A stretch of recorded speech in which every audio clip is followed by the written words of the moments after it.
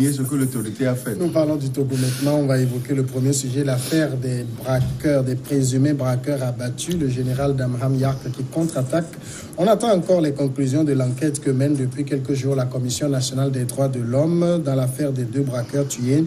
Mais en attendant, le ministre de la Sécurité et de la Protection civile s'est prononcé pour la première fois sur cette affaire à 2 versions. Le général Damham Yark, devant la presse il y a quelques jours, a fait savoir que l'État togolais va porter plainte contre la famille de ces 2 personnes tuées par la police et contre le mouvement Martin Luther King du pasteur Edo Komi, contre la famille pour avoir faussement déclaré que la police est venue dans leur maison pour interpeller leur fils et contre le mouvement suscité pour n'avoir pas interrogé la police avant de publier la déclaration sur les réseaux sociaux. Le ministre a réaffirmé la position donnée par la police.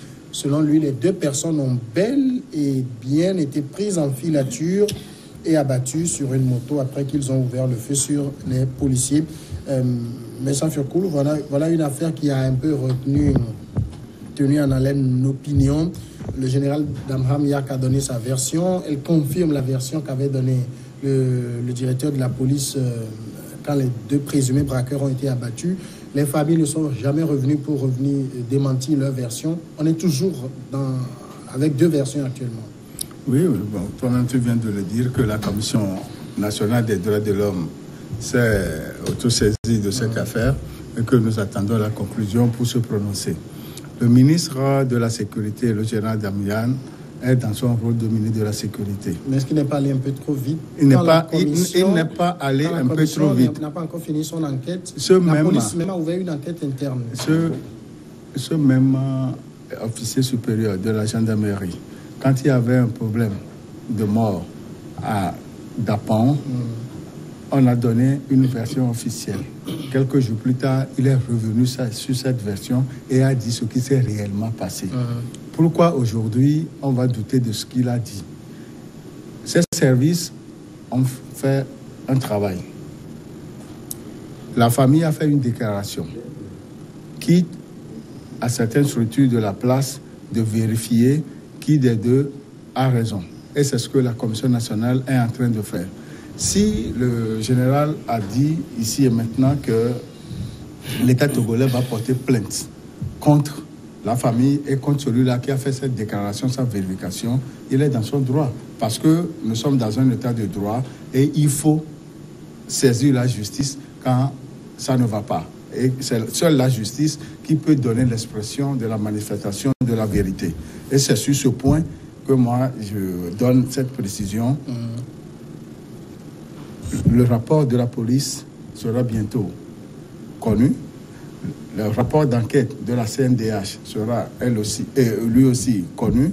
Et on verra si le général Yark est allé vite en besogne ou pas. Jean-Luc Cassel. Non, je crois que toute œuvre humaine est faillible. Moi, j'estime que le ministre Yark est vite allé en besogne.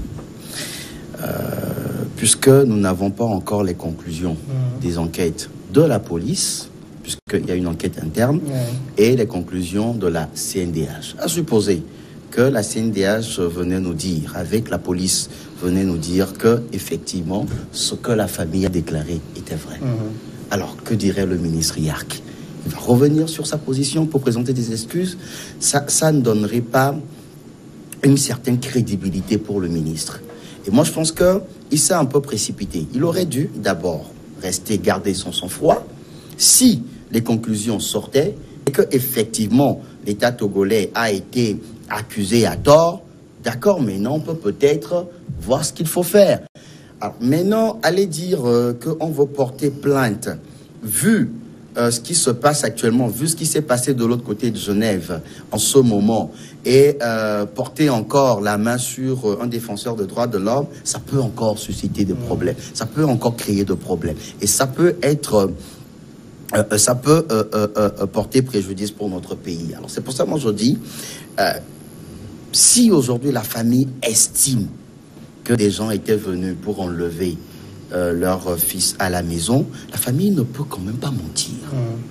Je ne dis pas que la police est en train de mentir, mais je dis, laissons les enquêtes être conclues, qu'on ait des conclusions par rapport à ces enquêtes pour pouvoir être situé. Mais non, la grande question aussi est de savoir, est-ce que la CNDH produira de vraies conclusions? Parce qu'on sait, dans ce pays, la CNDH a voulu sortir des conclusions. Et on sait ce qui s'est passé après. Comment ces conclusions d'enquête ont été charcutées. Est-ce que ce serait encore le cas? Aujourd'hui, il n'y a plus de crédibilité par rapport à la CNDH. Alors, est-ce qu'on doit accorder de crédibilité à l'enquête de la police? Wait and see. Credo Tété, ici, est-ce que vous ne pensez pas que le général Damham Yark est allé un peu trop vite en besogne en prenant de façon aussi ouverte la défense de ces éléments? Non, je crois qu'il y a eu une description des faits de ce qui s'est passé.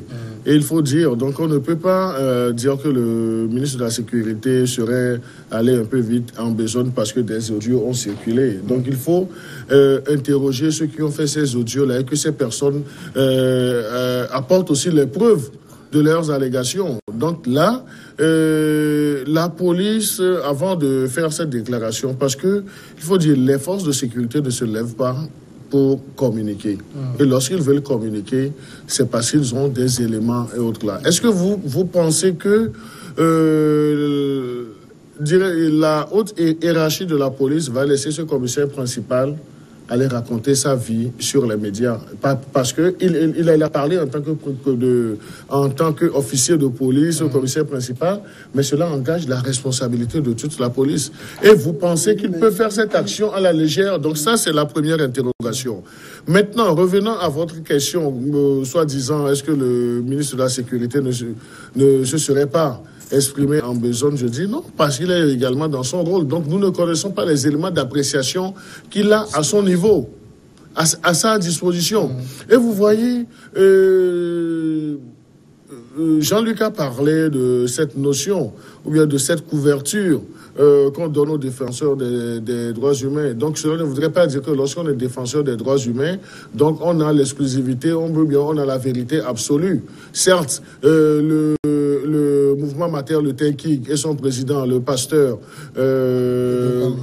conseiller municipal Edo Komi, est un défenseur des droits humains, mais cela ne doit pas lui donner aussi l'occasion de faire des déclarations intempestives. Et là, sa façon même... L'information donnée par la famille. Il n'a pas dénaturé les faits. Cela ne voudrait pas dire lorsque... dans son fonctionnement, c'est comme si c'est la famille qui est partie vers lui pour lui donner le truc là. Mais je crois que le défenseur des droits de l'homme aussi peut faire les recoupements nécessaires. Donc, parce qu'il n'a pas mis les garde-fous. C'est l'absence de garde-fous dans sa déclaration qui peut lui coûter maintenant un procès en bonne et due forme. Ici, on a deux versions, je le maintiens. Il y a une version de la famille et il y a une version de la police. On ne peut pas juger tant qu'une enquête indépendante n'est pas venue dire voilà la vérité. Oui, c'est ce que nous disons tous, qu'il faut attendre les conclusions des enquêtes. Et comme Credo ce que le ministre n'a pas fait avant de se prononcer. Non, le ministre n'a non plus dit. Le ministre n'a non plus dit que demain on va essayer une action en justice. Nous n'avons aucune raison d'aller prendre des compatriotes à leur maison et à leur faire du mal ou les exécuter. Le gouvernement va poursuivre cette famille parce qu'elle a eu le culot de dire qu'on est venu prendre les gens à la maison. Donc là, ça veut dire ce que ça veut dire. Clairement, c'est que le gouvernement refute ces allégations de ces familles-là. Donc autrement dit, ces familles auraient fait de l'économie de la vérité. Donc là, ça déjà, on comprend à travers cette déclaration la position du gouvernement. Et la position du gouvernement sous-entend celle de la police aussi, que la police ne se serait pas allée à 23h prendre ces présumés braqueurs dans leur lit. Ça reste que la version de la police. Et il est formellement interdit d'aller faire des interpellations au-delà de 18h. Ce qui veut dire que la version là est à prendre avec pincette. Ce qui est marrant dans tout ça, c'est que le défenseur des droits de l'homme Edo Komi n'a pas eu le temps nécessaire pour approcher la police et avoir sa vraie version. Surtout, il y avait déjà la version de la police qui était disponible. La police était disponible à lui n'a fait que relayer la version de la famille. Moi, je ne vois pas ce qu'on reproche au pasteur Edo Komi. Il a relayer la version de la famille. Parce qu'on avait déjà la version de la police. Ce qui veut dire que Edo Komi a cru en la version de la famille, que c'était des paroles d'évangile. Tu peux permettre? Non, je crois, Samuel, merci. Est-ce que ça veut dire qu'ils ont cru? Merci, justement, c'est ce que j'allais dire. Est-ce que tous les journalistes... Non, j'ai la parole, s'il te plaît. J'ai la parole. Le sujet est assez J'ai la parole, que le pasteur j'ai la parole. ne devait pas aller... Laisse-moi terminer, laisse-moi... Non, tu as la parole. Est-ce que tous les journalistes qui ont relayé ces informations-là ont cru en cette famille? Je dis non. Je peux aller sur le terrain, écouter ce que la famille a déclaré et venir le relayer. Et je crois que c'est ce que le pasteur Edo Komi a fait. Je crois qu'il a été approché par la famille. La famille a fait une déclaration et il est revenu dire exactement ce que la famille a dit. Il n'a pas affirmé que la police est venue chercher les deux jeunes dans leur domicile. Il a dit que c'est la famille qui l'a dit. Et on a vu des interviews du père des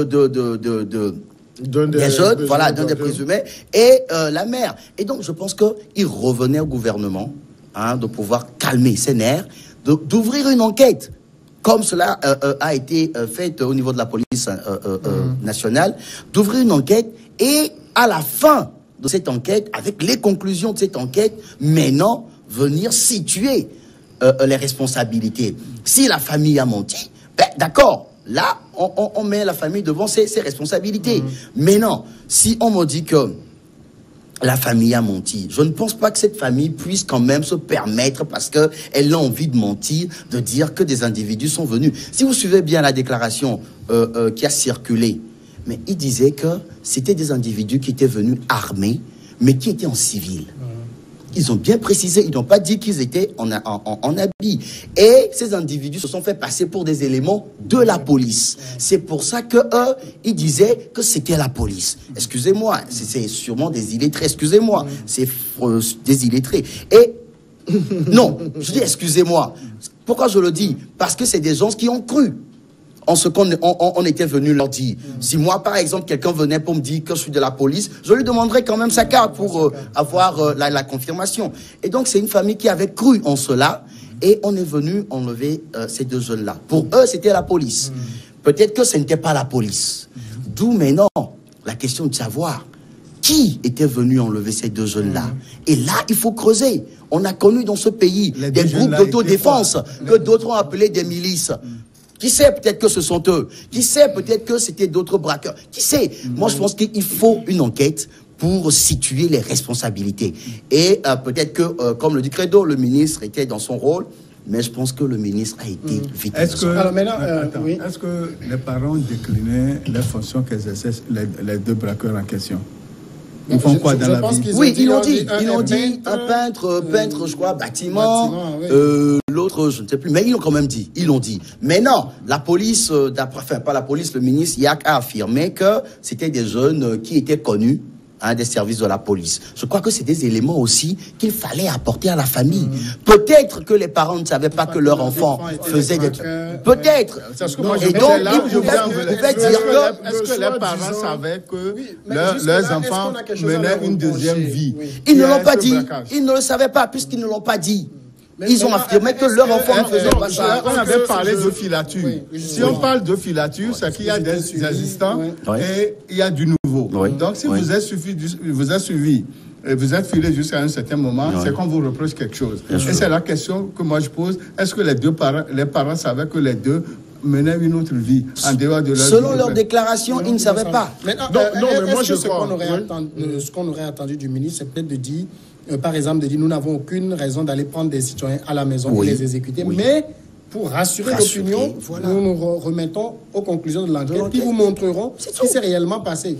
Mais là, dit tic-tac, la famille a menti, la famille a... C'est comme si on cherchait le président du mouvement, Martin Luther King, on le cherchait au tournant et vite l'occasion s'est présentée, alors il faut le prendre. C'est l'impression que ça donne, en fait. Non, je dis c'est l'impression.